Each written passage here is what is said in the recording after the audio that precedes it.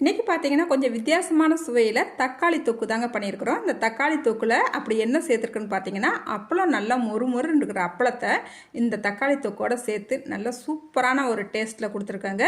இன்றைக்கி சாயங்காலம் 5 மணிக்கு நம்ம லைவ் போடுறோம், எல்லோரும் வந்துருங்க.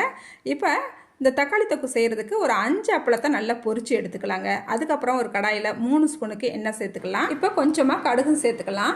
கடுகு நல்லா பொரிஞ்சு வந்த பிறகு ஒரு கைப்பிடி அளவு கடலைப்பருப்பு சேர்த்துக்கலாம். ஒரு 1/4 ஸ்பூனுக்கு பெருஞ்சீரகம் சேர்த்துக்கலாம். இப்போ கடலைப்பருப்பு நல்லா செவந்து வந்துருச்சு. 3 பெரிய சைஸ் பல்லாரி வெங்காயத்தை நீல வாக்கில் கட் பண்ணிவிட்டு சேர்த்துக்கலாங்க. இப்போ வெங்காயத்தை நல்லா வதக்கிக்கிட்டே இருக்கலாம். கூடவே கொஞ்சமாக கருவேப்பிலையும் ஒரு 4 பச்சை மிளகாவும் சேர்த்துக்கலாம். பாருங்கள், வெங்காயம் இந்த அளவுக்கு நல்லா வெந்து சுருங்கி வந்த பிறகு ஒரு 9 தக்காளியை நல்லா நீல வாக்கில் கட் பண்ணிவிட்டு சேர்த்துட்டு தேவையான அளவு உப்பு சேர்த்துக்கலாம். தக்காளியை நல்லா ஒரு தடவை கலந்து விட்டுட்டு மூடி வச்சு ஒரு 5 நிமிஷத்துக்கு நல்லா வேக விட்டுறலாம். அதுக்கப்புறமா நல்லா திறந்து ஒரு தடவை கலந்து விட்டுட்டு இதில் 8 பல் பூண்டை நல்லா தண்ணியை ஊற்றி கொஞ்சமாக அடிச்சுட்டு இதோட சேர்த்துருக்கேங்க. உங்ககிட்ட நல்லா பூண்டு பேஸ்ட் இருந்துச்சுன்னா 1 ஸ்பூன் அளவு சேர்த்துக்குங்க. இப்போ நல்லா கலந்து விட்டுட்டு இது கூடவே ஒரு 1.5 ஸ்பூன் அளவுக்கு வத்தப்பொடி சேர்த்துக்கலாங்க.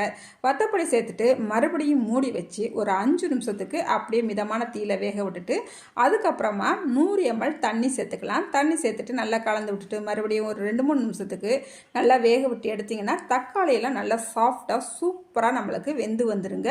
இந்த நேரத்தில் உப்பு காரம்லாம் கரெக்டாக இருக்கான்னு ஒரு தடவை செக் பண்ணிக்கோங்க. அதுக்கப்புறமா நம்ம பொரிச்சு வச்சுருக்கிற அப்பளத்தை நூறுக்கி இதோட சேர்த்துக்கலாங்க. கொஞ்சமாக நல்லா கலந்து விட்டுட்டு அதுக்கப்புறமா கொஞ்சமாக மல்லிச்செடியும் சேர்த்துக்கலாம். இப்போ நம்மளுக்கு வித்தியாசமான சுவையில் சூப்பரான தக்காளி தொக்கு ரெடி ஆயிடுச்சுங்க. இந்த தக்காளி தொக்கை சப்பாத்தி, பூரி, சாதம், தோசையோடு சாப்பிட்டு பாருங்கள். சூப்பராக இருக்குங்க. நீங்களும் மிஸ் பண்ணாமல் ஒரு தடவை ட்ரை பண்ணி பாருங்கள்.